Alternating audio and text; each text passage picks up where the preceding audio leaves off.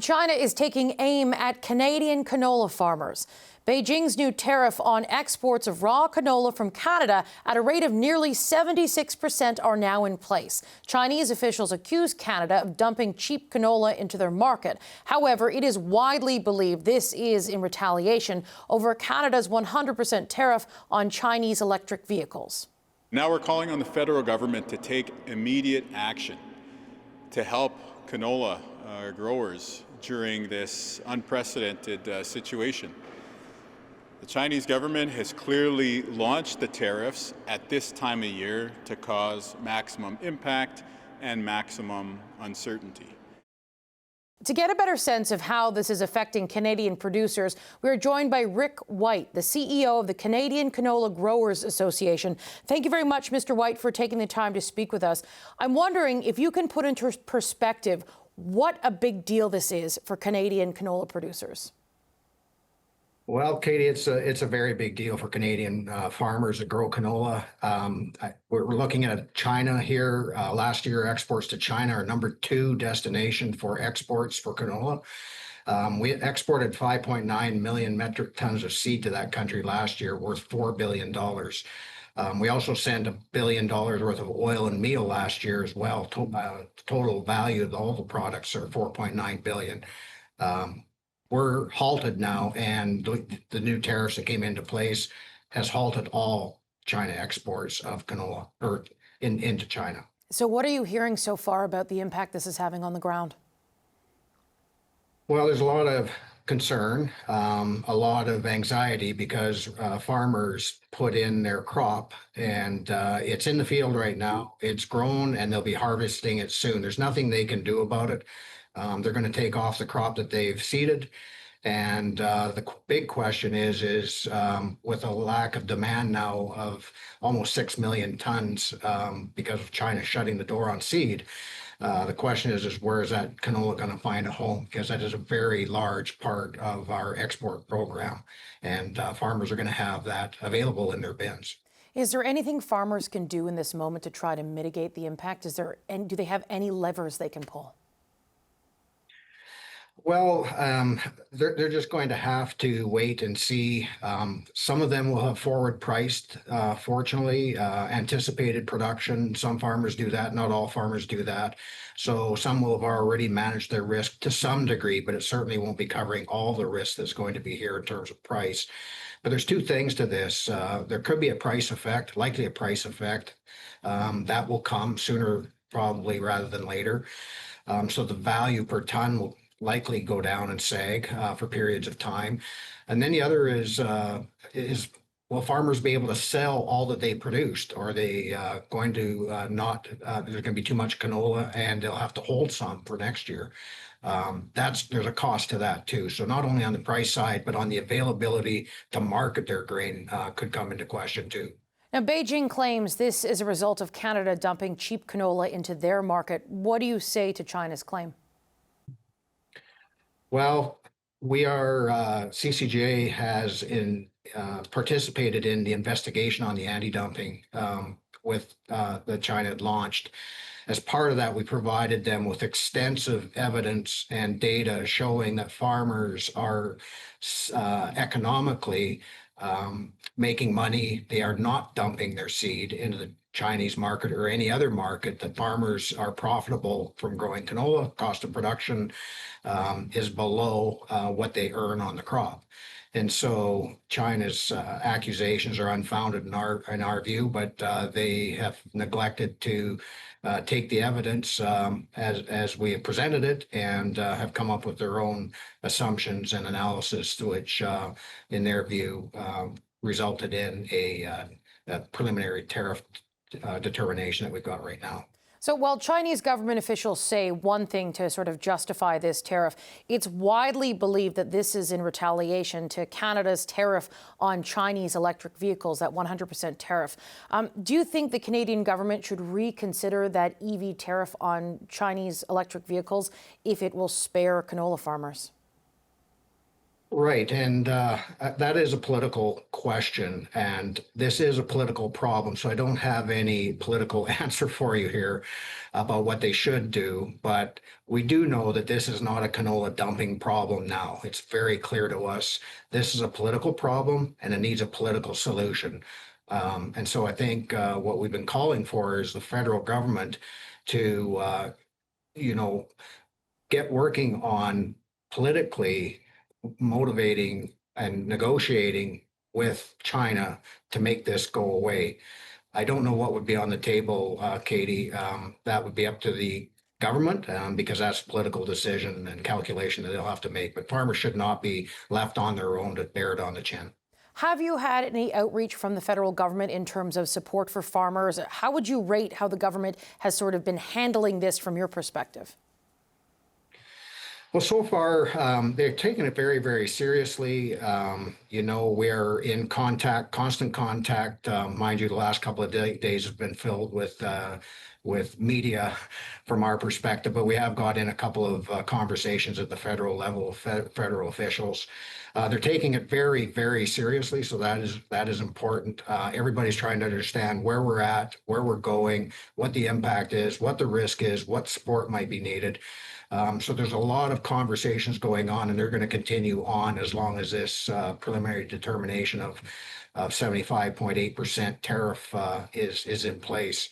And we're just going to have to continue those conversations in a very open, frank, and honest way with them. Are there supports you need from the federal government right now that you're not getting?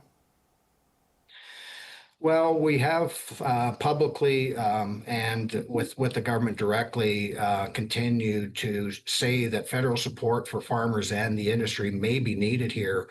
And that could include compensatory support for the economic loss incurred by farmers for this particular year. We're not looking for a subsidy, but we are looking for farmers that if they are going to take some significant economic losses here, that we think it's the responsibility of the Canadian government to at least try to keep them whole. Do you have any hope that this can be solved quickly, or are you bracing for long-term economic pain?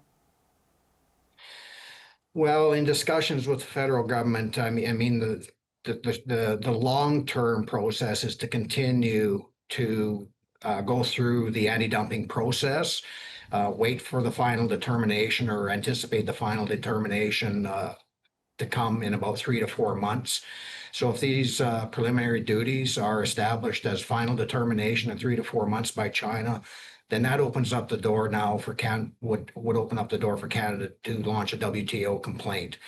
That process will take a long time. We see from the barley example where China did this to Australia, barley, exactly the same thing. Australia ended up with their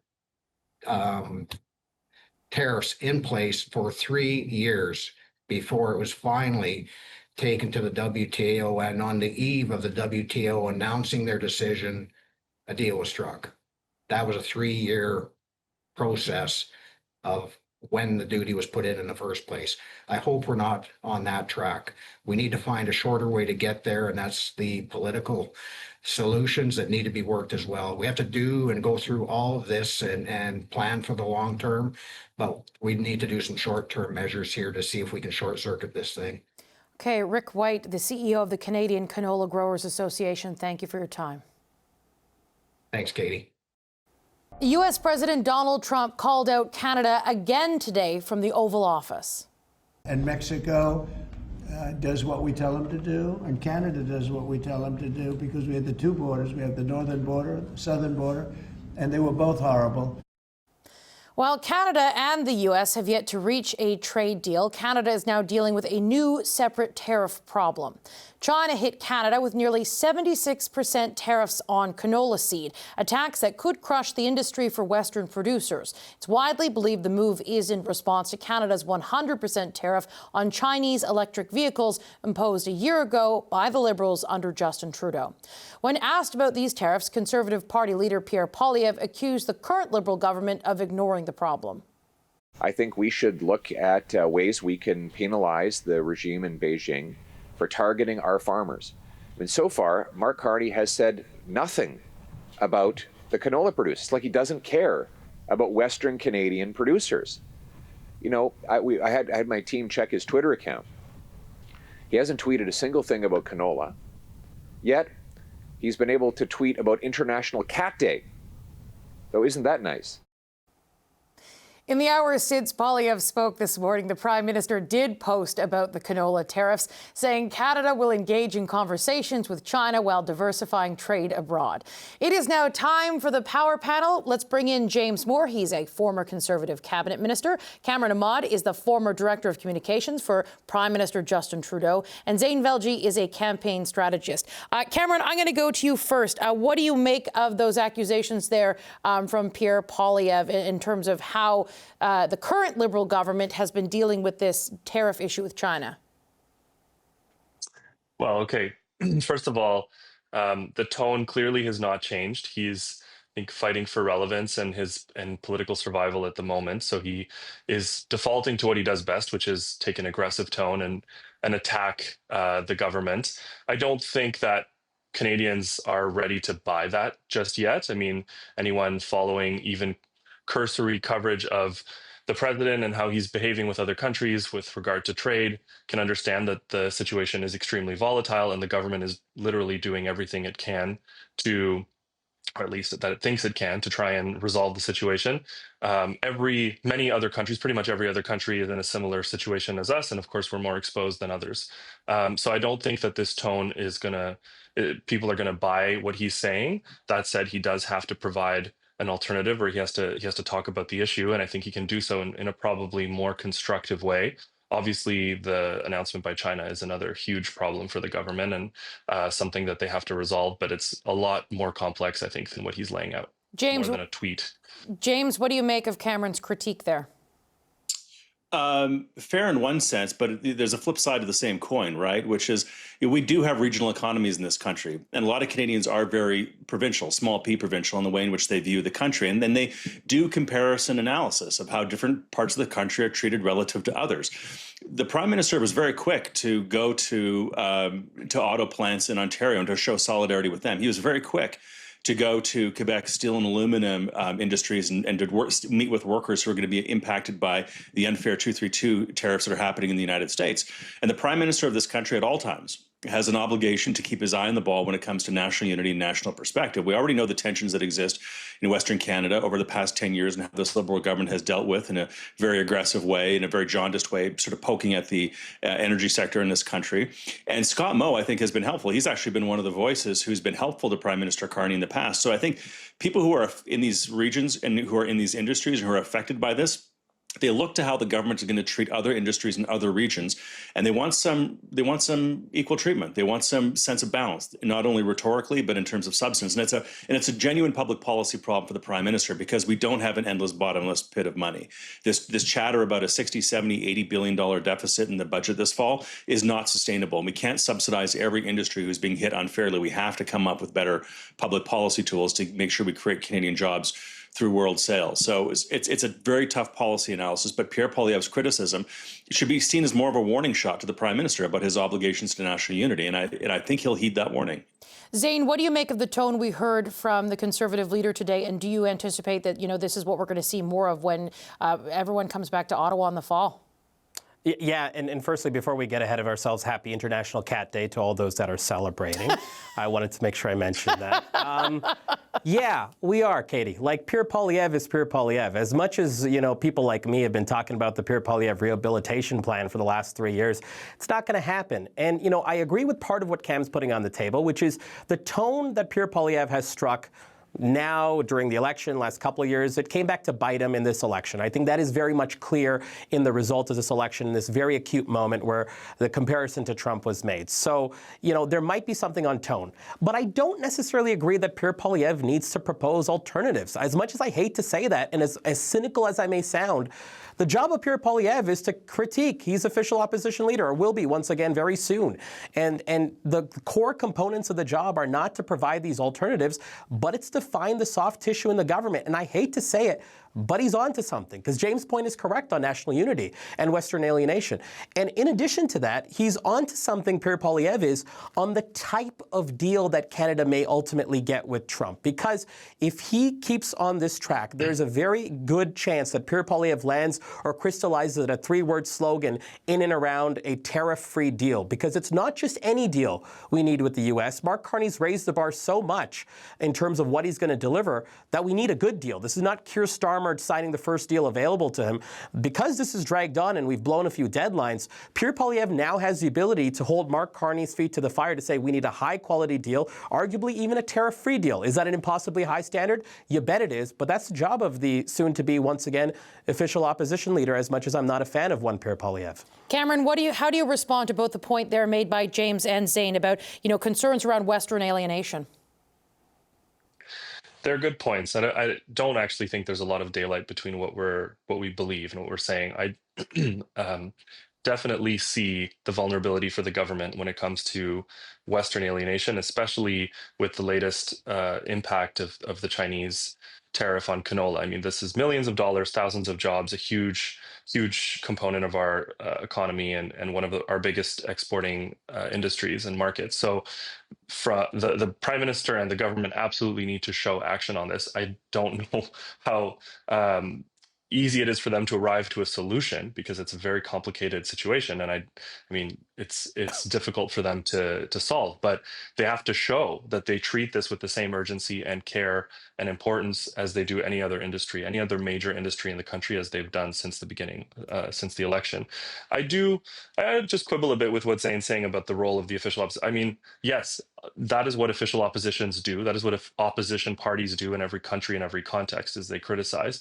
But I think there is a more constructive way to go about it. Whether or not it's what happens, we can still say that it's a better way to operate, to propose not just alternatives for the sake of proposing alternatives, but things that they believe are constructive. To the Conservatives' credit, they did make an announcement today about EVs. I don't agree with it. I think we can pick that apart. But it is more constructive in a democracy for political parties to debate substance than to just throw mud at each other. James, one thing that Cameron mentioned there, when we sort of take into the context of, dealing with the Chinese tariffs, this is not the first time China's gone after Canada's canola farmers. This is something that seems to sort of pop up, every once in a while. It happened during Justin Trudeau's government when, there was the lead up to the possibility of trade talks. From your perspective, what is it that the Carney government can be doing in this moment to try to deal with China?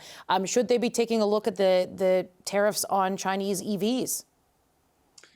The truth is, I don't know, because it's clear that Canada historically has been used as a bit of a pawn in the Chinese larger game. I mean, China sees Canada as a G7 partner and a trading partner with the United States, and they bounce things off Canada to send a message to the broader world and to the Anglosphere in general, and particularly to the United States. So it's not clear that this is sort of a rational public policy that we can sort of mitigate our way through and out of. So it's a real tough nut for the Prime Minister to crack. With regard to EVs and the EV ban, look, the EV mandate, which Pierre Poilievre criticized today and deserves to be criticized, it's an awful public policy that's doomed to failure. And the idea that we would then sort of end the ZEVs, zero emission vehicles, or EVs, electric vehicles from China, and allow them to pour into Canada and then find their way into the United States through CUSMA or NAFTA, just as we're on the doorstep of renegotiating NAFTA, thereby cannibalizing the massive R&D investments and capital investments that companies in the United States have made in order to stand up their EV capacity, would be devastating to our capacity to negotiate a renegotiation of the CUSMA agreement. That is not strategically smart. So canola is important to Canada, critically important to Saskatchewan and the Prairie provinces for sure, but within the context of where we are with the United States and CUSMA, if you open the door to Chinese EVs to come into Canada, and the market price for those is about a half to a third of what EVs that are made in North America cost, and then they pour into the United States under CUSMA or NAFTA, you're going to have a very angry United States who will want to shut the door to Canada because they'll see us as a province of China, not an independent country. That is one thing that Donald Trump, based in my perch normally in Washington, I would say Donald Trump and the White House would have words for Canada on that. Zane, I want to get to the point that James just made there. Actually, Zane, I'm going to go to you in just a moment. I want to get Cameron really quickly to respond, if I may.